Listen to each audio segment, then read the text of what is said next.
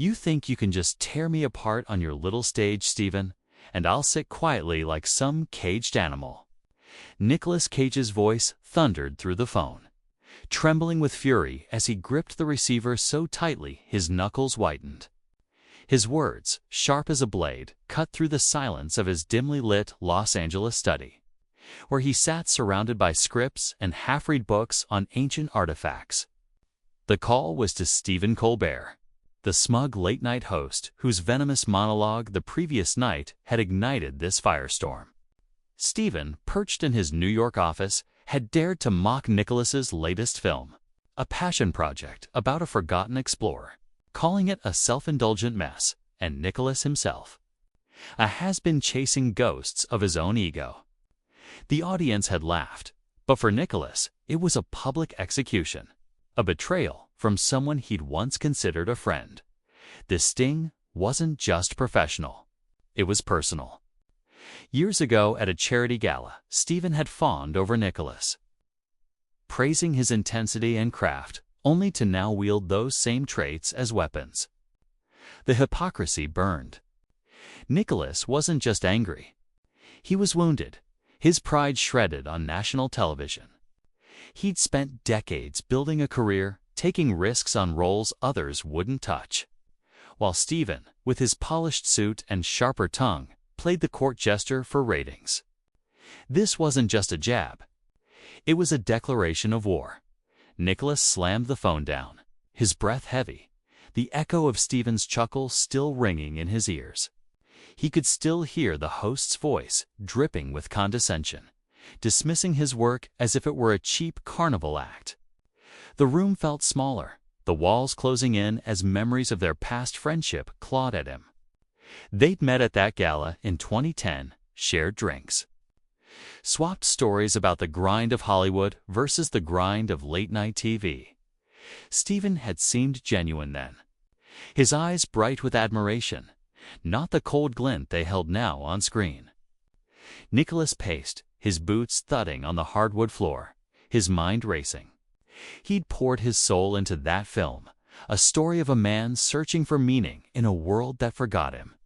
And Stephen had reduced it to a punchline. The betrayal wasn't just in the words, it was in the laughter. The way Stephen leaned into the camera, inviting millions to join in the mockery. Nicholas's hands shook as he grabbed his car keys. He wasn't going to let this slide. Not this time. Stephen had crossed a line, and Nicholas was ready to cross one. To dot the drive to the airport was a blur, the Los Angeles skyline fading into a haze of red taillights and his own simmering rage. He booked the first flight to New York, his thoughts a storm of indignation.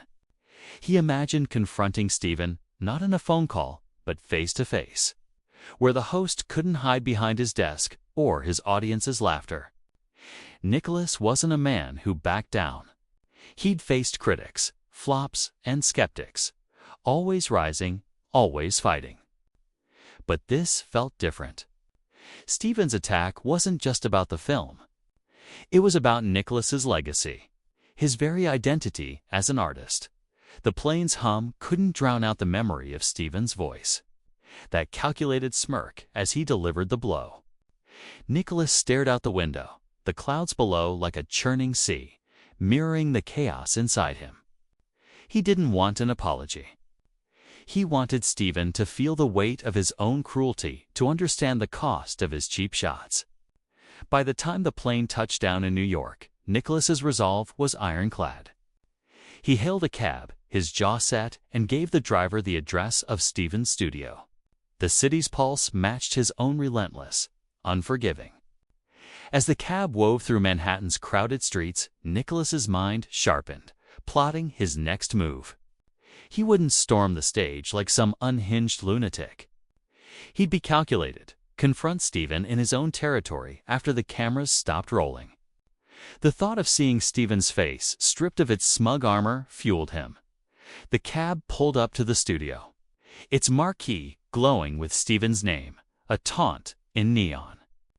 Nicholas paid the driver and stepped out, his heart pounding like a war drum. The doorman barely glanced at him, waving him through with a bored nod. Inside, the hallways buzzed with staff, but Nicholas moved like a shadow. His eyes fixed on the dim green room where he knew Stephen would be after the show. The air was heavy with tension. Each of Nicholas's steps a promise of reckoning. He stopped at the door, hand hovering over the handle, when a voice behind him said, "Mr. Cage, you're not supposed to be here." A young producer, nervous, clutching a clipboard. Nicholas turned, eyes fierce enough to silence the kid. "I'm exactly where I need to be," he growled, pushing the door open. The green room reeked of stale coffee and smug confidence. Stephen lounged on a leather couch, tie loosened, laughing with a couple of writers who froze when they saw Nicholas. The host's smile faltered, eyes narrowing as he registered the storm in Nicholas's face.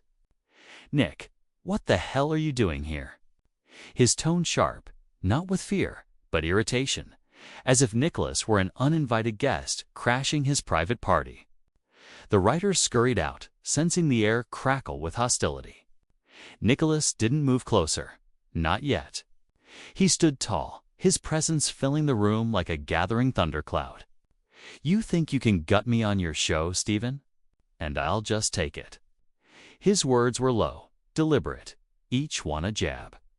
Stephen leaned back, arms crossed, lips curling into that familiar smirk that had mocked Nicholas's life's work to millions. "It's just comedy, Nick. Don't take it so personally." The dismissal was gasoline on Nicholas's fire. His fists clenched as he stepped forward, voice rising. "Comedy. You called my work trash, my passion a joke, and you expect me to laugh?" Stephen stood, casual posture gone, replaced by a defensive stance, eyes glinting with something colder than amusement. "You're in my house now, Nick. You don't get to barge in and play the victim. Your movie tanked because of you, not me." The words were a slap meant to wound, and they did. Nicholas's chest tightened, memories of sleepless nights pouring his heart into the film flashing before him. He had trusted Stephen once, believed in their camaraderie, but now saw the truth. Stephen thrived on tearing others down to prop himself up. The room felt like a pressure cooker, the tension thick enough to choke on. Nicholas's voice dropped to a dangerous growl. "You're a coward, Stephen, hiding behind your desk, your audience, your clever little lines. You don't know what it takes to create, to risk everything." Stephen laughed, harsh and grating, stepping closer, face inches from Nicholas's wrist. "You're a walking caricature, Nick. You think you're some tortured artist. But you're just a guy who makes bad choices and calls it genius." The air crackled between them. Two men locked in a battle of wills, neither willing to back down. Nicholas's mind raced, anger clashing with the deeper hurt of betrayal from someone he once respected. He could see it in Stephen's eyes, the smug certainty that he'd won, that Nicholas would storm out defeated. But Nicholas wasn't here to lose. He took a breath, steadying himself, and leaned in, voice a razor. "You're nothing without your stage, Stephen. Out here, no cameras, no script. You're just a man who's forgotten how to be decent." Stephen's smirk twitched, a flicker of doubt crossing his face, but he recovered quickly, jabbing a finger at Nicholas. "You want to talk decency? Look at yourself, storming in here like some unhinged maniac. You're proving my point, Nick?" The words were venom, but Nicholas saw the crack in Stephen's armor, the way his eyes darted to the door as if hoping for rescue. Before Nicholas could strike back, the door opened again and a security guard stepped in, his bulk filling the frame. "Mr. Cage, you need to leave now." Stephen waved dismissively, as if Nicholas were a minor inconvenience. "Yeah, Nick, go home. This tantrum's getting old." But Nicholas didn't budge. His gaze stayed locked on Stephen, fire burning in his chest. He wasn't leaving until Stephen felt the weight of his words, until he understood the cost of his cruelty. "This isn't over," Nicholas said, voice steady, a promise more than a threat. He turned, brushing past the guard, who didn't dare stop him, and strode down the hallway, boots echoing like gunshots. Outside, the New York night was bitter, but Nicholas's blood ran hotter than the winter wind. He wasn't finished with Stephen Knott by a long shot. He would make the host face the consequences, not just for the jab, but for the betrayal, for turning their past friendship into a weapon. Stepping into the street, a plan began to form, one aimed at Stephen's pride, his reputation, his stage. Nicholas stood on the sidewalk, the cold biting at his skin, but his mind burned with purpose. The green room confrontation had only sharpened his resolve. Stephen's smug dismissal, his refusal to acknowledge the wound he'd inflicted, fueled Nicholas's determination. He wouldn't stoop to petty revenge. No fistfights, no public outbursts. He would strike where it hurt most at Stephen's carefully crafted image as the charming, untouchable host. Nicholas knew the game. Stephen thrived on his audience's adoration, on his reputation as the witty everyman. But that armor had cracks, and Nicholas intended to pry them open. He pulled out his phone, scrolling until he found Ellen, a producer he'd worked with years ago, now at a rival network. She had always admired his grit and refusal to conform. Nicholas pitched a raw, unfiltered interview, live, exposing Stephen's cruelty not with anger, but with truth. Ellen didn't hesitate. "Nick, you're on tomorrow night. Let's make it real." The call ended, and Nicholas felt a surge of triumph. The first step of his plan was locked in place. By morning, the city buzzed with rumors. Word of Nicholas's late-night visit to Stephen's studio had leaked, whispered among crew members and amplified by industry insiders. Nicholas didn't care. Let them talk. He spent the day preparing, not with scripts, but by reliving the memories of Stephen's betrayal, the way he had twisted their friendship into a punchline. At Ellen's studio, the atmosphere was electric. The crew sensed something big was coming. Nicholas arrived early, presence commanding, eyes sharp with intent. Ellen greeted him with a firm handshake, voice low. "You sure about this, Nick? It's live. No net." He nodded, jaw tight. "I'm not here to play nice, Ellen. I'm here to set things straight." The stage was stripped down just to chairs and a table. No flashy set to hide behind. As airtime approached, Nicholas felt the weight of the moment. Clarity, not nerves. He wasn't defending just his film or career. He was defending his right to create, to take risks, to exist beyond the caricature Stephen had painted. The show went live, and Ellen wasted no time. "Nicolas Cage, you've been in the headlines, not for your latest film, but for a feud with Stephen Colbert. What's the story?" The audience leaned in, silence heavy with anticipation. Nicholas's voice was steady, laced with fire. "Stephen called my work a joke, said I'm chasing ghosts. But let's talk about him. He builds his career by tearing people down, by making pain a punchline. I trusted him once, thought he was a friend, but he'd rather mock than understand." The audience gasped, some nodding, others whispering. Nicholas leaned forward, eyes locked on the camera, speaking through the lens to Stephen. "You think you're untouchable, Stephen, but you're not. You hurt people and don't care because it gets you laughs. But I'm here, and I'm not laughing." Ellen let the moment breathe, allowing the raw honesty of his words to sink in. Social media wasn't mentioned, but older viewers, familiar with pride and betrayal, felt the sting. Calls flooded the studio switchboard, some praising Nicholas's courage, others stunned by his dismantling of Stephen's persona. Across town, Stephen watched the broadcast from his office, face pale, hands gripping the armrests of his chair. He had underestimated Nicholas, expecting him to slink away humiliated. He had miscalculated, but this was more than a jab. It was a direct hit, a public unmasking. Stephen's team scrambled, whispering urgent advice. urging him to spin it as a misunderstanding. But he sat frozen, his confidence rattled. Nicholas's words weren't just a rebuttal, they were a mirror, forcing Stephen to confront the cost of his cruelty. As Nicholas left the stage to thunderous applause, a weight lifted from him.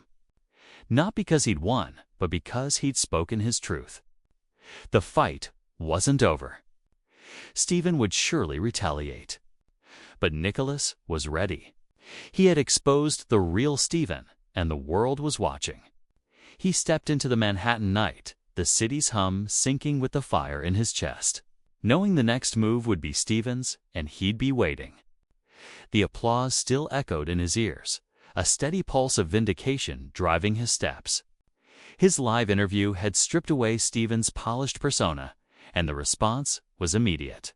Phone lines at the studio jammed, viewers calling to praise Nicholas's raw honesty and share their own stories of being mocked or dismissed. He had struck a chord not just with fans, but with anyone who had ever felt belittled by charm-turned-weapon. Nicholas didn't check his phone. He didn't need to. He could feel the tide turning against Stephen, but he knew better than to assume silence would last. A man like that, cornered, would strike back.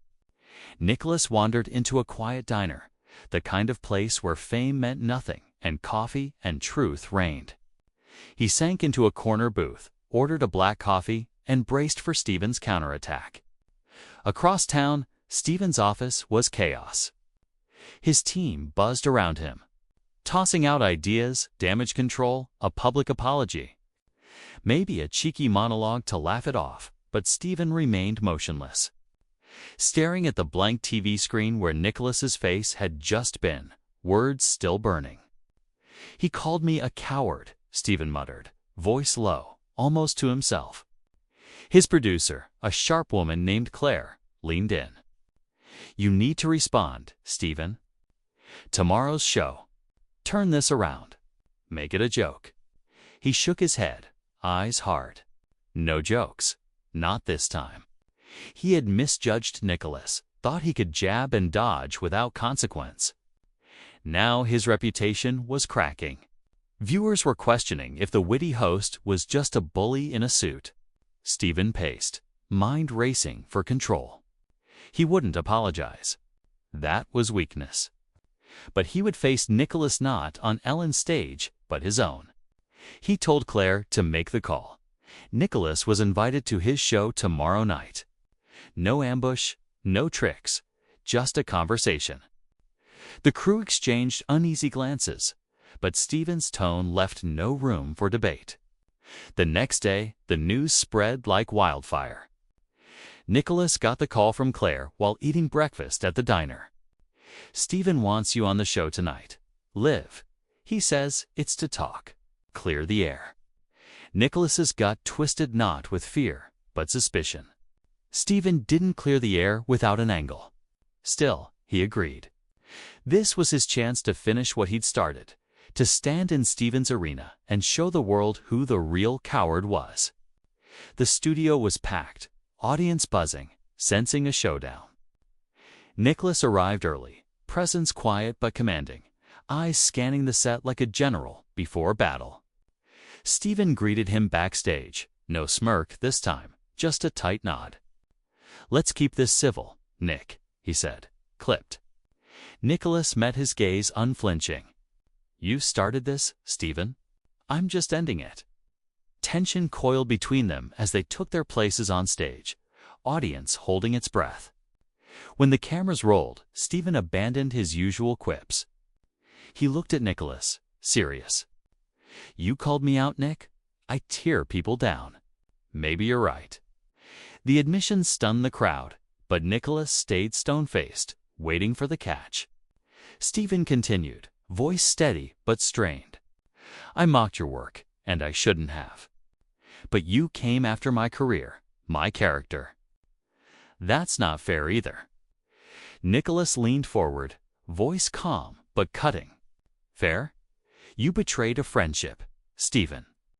You used my passion as a punchline for your ego. That's not comedy. That's cruelty." The audience sat riveted as the two men laid their grievances bare. Stephen's charm faltered, eyes betraying a flicker of regret, but he pressed on, admitting the jab had been personal, not just professional. Nicholas didn't gloat. He nodded, accepting the truth, and offered his own. "I'm not perfect, Stephen. I take risks. I fail, but I don't hide. You did." The crowd erupted, not in cheers, but in respect for raw honesty. Stephen extended a hand, and Nicholas took it not as friends, but as men who had faced their flaws. Nicholas walked off stage, head high, triumphed not in destroying Stephen, but in reclaiming his truth. And the world saw it.